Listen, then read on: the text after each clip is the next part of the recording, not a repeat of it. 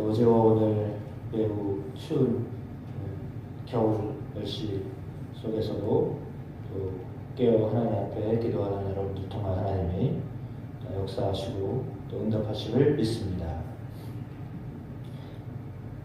오늘 본문의 말씀에는 예수님이 율법에 대한 이야기를 하고 계십니다. 율법을 어떻게 하셨는가에 대하여 말하고 있습니다. 이런 글을 썼다라고 한다면 예수님께서 율법을 폐하기 위하여 오신 것이 아니다 라고 17절에 말씀하십니다. 율법과 선지자를 폐하러 온 것이 아니다, 완전하게 하려 합니다 라고 말씀하십니다. 율법의 1.1획도 결코 없어지지 않는다, 다 이루리라 라고 했습니다. 율법을 이루기 위하여 오신 분이 예수님이시다 라고 했습니다. 율법 폐기론자들이 있었는데요, 예수님이 율법을 완성하셨기 때문에 더 이상 율법을 지킬 필요가 없다, 이렇게 생각했던 사람들이 있습니다.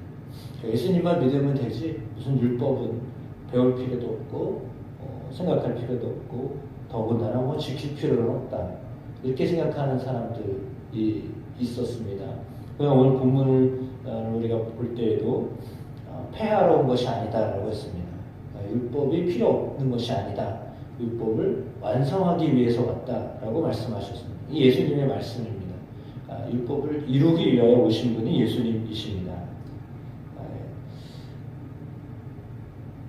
19절에는 계명은 작은 것도 소중하다, 큰 것도 소중하다, 지극히 작은 것 하나라도 버리고 그같이 사람을 가르치는 자 천국에서 지극히 작다 일컬음을 받을 것이다 라고 했습니다. 그러니까 이 계명은 지키기 쉬운, 비교적이겠죠. 비교적 지키기 쉬운 계명이라 할지라도 그거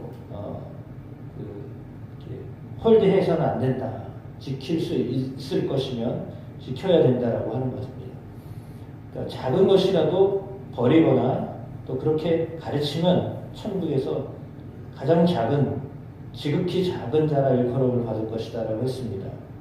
반대로 이를 행하며 가르치는 자는 천국에서 크다 일컬음을 받으리라 라고 했습니다. 그러니까 율법은 다 지키라고 주신 것이다 라는 거죠. 율법을 지키기 위해서 애써야 되는데 어느 정도로 지켜야 되느냐, 서기관과 바리새인보다 더 해야 된다라고 했습니다. 당시에 서기관과 바리새인들처럼 율법 지킨 사람들이 없는데 그들보다도 더 의가 있어야 된다라고 했습니다. 너의 의가 그들의 의보다 못하면 천국에 들어가지 못한다라고 했습니다. 심지어 천국에 못 들어간다라고까지도 했습니다. 그러면 율법을 지키라는 얘기잖아요. 그럼 예수님이 하시는 말씀은 뭐냐면 율법을 지켜야 된다라고 하는 것입니다. 우리가 율법을 지켜야 된다라고 하는 말씀인데, 너희의 의가 바리새인과 서기관의 의보다 못하면 천국도 못 간다라고 했거든요. 그들은 천국을 가려고 한 것이인지는 몰라도 그들이 생각하고 있는 천국 개념하고 예수님 말씀하신 천국 개념하고는 다르기 때문에 그들이 생각할 때 율법을 이 정도로 지키면 우리는 하나님 나라에 간다, 이렇게 믿었던 것 같습니다. 그래서 열심히 지켰어요. 왜? 율법을 지켜야 하나님 나라 간다고 믿었으니까. 그러니까 열심히 지킬 수밖에 없는 거죠. 왜냐하면 그거 외에는 방법이 없으니까요. 율법 지키지 않으면 천국 못 가니까요. 그러니까 그냥 죽으나 사나 율법을 지키려고 애썼습니다. 이렇게 철저하게 율법을 지키려고 했었습니다. 물론 유대인들이 그렇게 율법을 지키려고 합니다. 율법보다도 계명을 지키려고 합니다. 또 그게 좀 더 심해서 사람들이 만들어 놓은 다른 어떤 규칙들, 이걸 지키려고 하다 보니까 그렇습니다. 예를 들어 안식일에 멀리 가서도 안 되고요, 돈을 써도 안 되고요, 무슨 행위를 해서도 안 되고요, 밥을 지어서도 안 되고요. 그러니까 어떤 일을 하면 안 되는 겁니다. 안식일의 경우에는 뭐 어디 가서도 안 되고 가서 돈 쓰는 건 더군다나 안 되는 거고요. 그러니까 일을 해서도 안 되는 거죠. 그러니까 심지어는 스위치를 끄는 것도 자기에게 안 해요. 엘리베이터를 탈 때도요, 버튼을 안 눌러요. 그냥 걷기만 해요. 딴 사람이 누를 때까지 기다려요. 그 정도예요. 스위치를 올리고 내리고 엘리베이터 버튼을 눌러서 자기가 몇 층 가는 거를 누르는 것조차도 자기가 안 해요. 그 정도로 그들은 그 계명을 지키려고 하는 거예요. 규칙을 지키려고, 일하지 말아라고 하는 계명을 지키려고 하는 사람들이에요. 그런데 그들보다도 못하면, 너희의 의가 그들보다도 못하면 너희 천국 못 간다, 들어가지 못할 것이다 라고 하셨잖아요. 그러면 이건 사실 엄청난 말씀이에요. 그렇게 철저하게 계명을 지키며 살려고 하는 사람들에 비하면 우리는 너무 헐렁하게 사는 것 같아요. 근데 너희의 의가 그들보다 못하면 안 된다라고 했거든요. 그러면 우리의 의는 무엇이어야 되는가라고 하는 것을 질문해야죠. 그들은 자신들의 의예요. 계명을 내가 지켰다라고 하는 의를 말하는 거고, 우리의 의는 우리가 어떻게 해서 만들어낸 의가 아니라 그리스도 안에서 얻은 의를 말하는 거예요. 너희의 의라고 하는 말씀은 그리스도를 통하여 얻어진 의입니다. 그러니까 행동을 통해서, 행위를 통해서 얻는 의가 아니라 주님을 통하여, 예수님을 통하여, 예수 그리스도의 십자가를 통하여, 보혈의 은혜를 통하여 얻어진 의를 말하는 거죠. 그 의가 훨씬 크다라는 것입니다. 그러니까 주님이 우리에게 주신 의가 훨씬 크기 때문에 사람이 아무리 노력하고 애쓰고 힘써서 율법을 지키려고 하는 것보다도 훨씬 크다. 그리고 그 예수 그리스도를 통하여 얻은 의는 천국에 들어가게 한다라고 하는 거죠. 근데 율법을 지켜야 하는 사람들은 정말 철저하게 지켜야 됩니다. 정신 자체는 그 정신을 가져야 됩니다. 이렇게 철저하게 신앙생활을 해야 되겠구나 라고 하는 그 정신을 가져야 됩니다. 헐렁헐렁하게 설렁설렁하게 이렇게 믿는 것은 실은 원래 율법의 정신하고는 좀 다른 겁니다. 근데 개신교가 신앙생활을 가르치면서 예수만 믿으면 돼, 이렇게 이제 쉽게 접근하기 때문에, 그런데 사실 문제는 이제 거기서 발생을 하게 되죠. 예수를 부르면, 예수님을 주님이라고 부르면 구원을 받게 된다라고 하는 바울의 신학에 의한 그런 주장과 대부분의 기독교에서 말하고 있는 믿음으로 구원 얻는다라고 하는 말이 단지 행동하지 않아도 구원 얻는다라고 하는 것으로 바뀌어서 이렇게 전해지다 보니까 삶은 그다지 그렇게 중요하지 않고 예수 믿는 것, 이것 자체가 끝이에요. 그렇게만 생각하기가 쉬워요. 그래서 예수 믿었으면 됐지 뭘 어떻게 살아. 바르게 사는 것과 말씀대로 사는 것하고는 상관없이 나 예수 믿었으니까 이거 하나 붙잡고 사는 거예요. 평생을 그거 가지고 사는 거예요. 나 예수 믿었으니까 나는 천국 가는 거야. 이렇게 사는 거죠. 근데 그렇지 않다고 지금 말씀하시는 겁니다. 말씀은 이렇게 말씀하시는 겁니다. 그러면 사실은 왜 그러냐? 오늘 본문을 봐도 그렇습니다. 살인하지 말라. 누구든지 살인하면 심판을 받게 되리라 하였다는 것을 너희가 들었으나 너희가 형제에게 노하하는 자마다 심판을 받게 된다라고 했습니다. 이 말은 무슨 말이냐면 살인하는 자가 심판을 받는다고 그랬는데 형제에게 노하는 자도 심판을 받는다고 그랬습니다. 그러면 형제에게 노하는 것도 살인하는 것과 같은 수준으로 보신다는 거예요. 그럼 예수님이 가지고 계시는 그 법의 기준은 바리새인과 서기관들이 생각하고 있는 기준을 훨씬 뛰어넘어요. 이건 무슨 말이냐면 행동으로 보여주는 거 아니라 너의 동기, 너의 마음에 어떤 동기로 그 일을 했냐, 그걸 보신다는 거예요. 사람의 마음을 보신다는 거예요.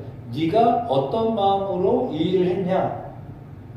예를 들자면 악한 일을 한 거는 뭐 당연히 악한 의도 때문에 악한 일이 벌어졌을 거 아닙니까? 그러나 선한 일을 했습니다.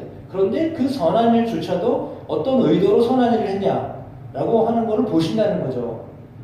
그러니까 사람들이 볼 때는 너무 잘하고 착하고 박수 받을 만한 일이었는데 그 동기 자체가 예를 들어 누군가에게 어떤 것을 그냥 그 선한 마음에서 도와줬다라고 하면 괜찮은데 그게 아니라 생색내기 위해서 하기도 하잖아요, 사람들이.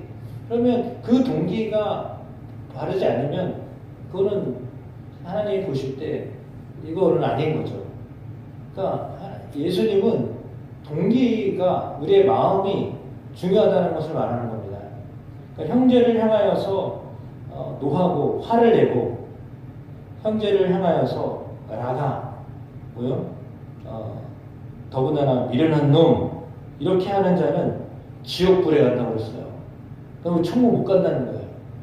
그러니까 형제를 완전히 무시하면 이거는 지옥 갈 사람이다라고까지도 얘기했습니다. 그래서 너희 간에 문제가 생기면 제단을 드리다가도 예물 드리지 말고 먼저 화해해라. 고발하는 자가 너를 재판관에게 내어주면 너 옥에 갇히면 아무 소용없다.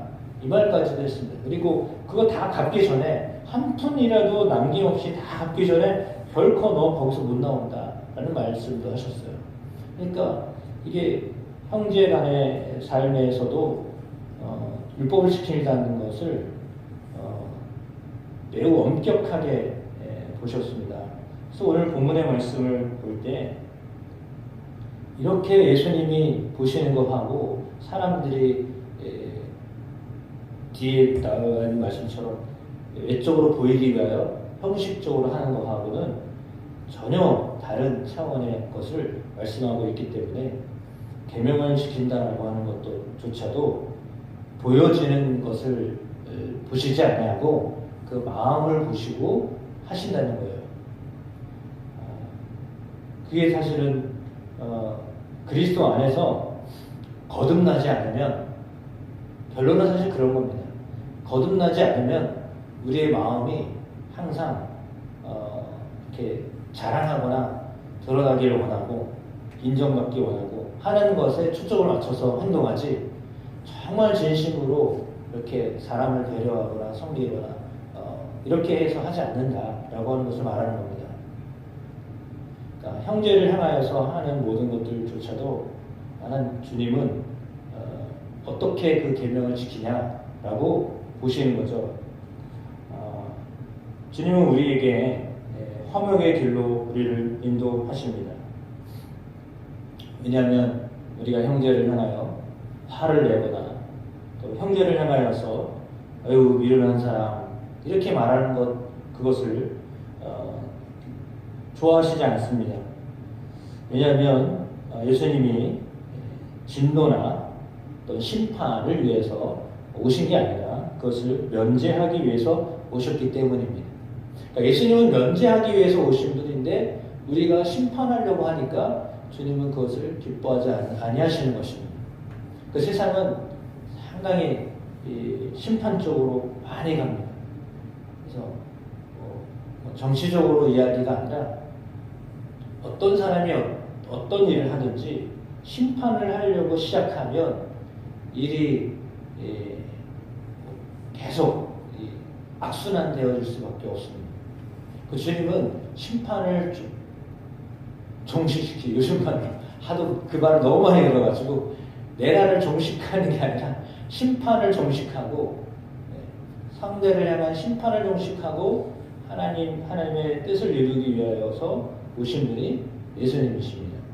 그러니까 어떤 분이 어떤 일을 하느냐 그것은 그 마음에서부터 예수 그리스도의 사랑을 받은 자로 갚을 수 없는 죄악을 완전히 갚아주신 우리의 행동을 통해서는 그 어떤 것도 감당할 수 없는 것을 감당해 주신 예수 그리스도께서 행하신 것을 믿음으로 그렇죠. 그래서 그분이 우리의 모든 죄의 값을 다 치르셨다라고 하는 것을 믿는다면 우리가 삶을 통하여서 어떤 것도 사해주고 살아갈 수 있다라고 하는 것을 말씀하고 있는 것입니다.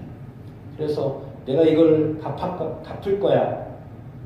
물론 그거는 내가 빚은 갚고 살 거야. 이런 마음을 가지면 좋은데 그게 아니라 내가 내 원수를 갚을 거야.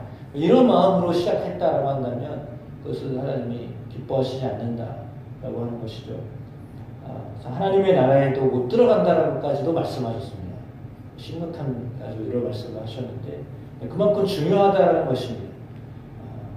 따라서 우리의 의가 우리의 행동의 의가 아니라 예수 그리스도의 십자가의 의가 우리 가운데 충만해져서 사랑으로 완성하는 삶을 살도록 또 화평으로 이끄는 일을 위하여 쓰임받는 그리고 그런 예배가 하나님 앞에 드려지는 저와 여러분의 삶이 되기를 주님의 이름으로 축복합니다.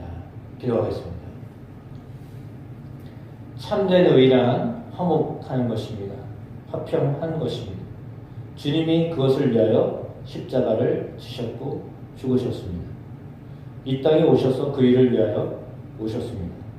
우리가 하는 일이 우리가 믿음을 갖는 일이 바로 그 일을 행하는 것이다 라고 예수님 말씀하셨기에 예수님의 말씀이 오늘 우리의 삶의 지표가 되게 하여 주시옵소서.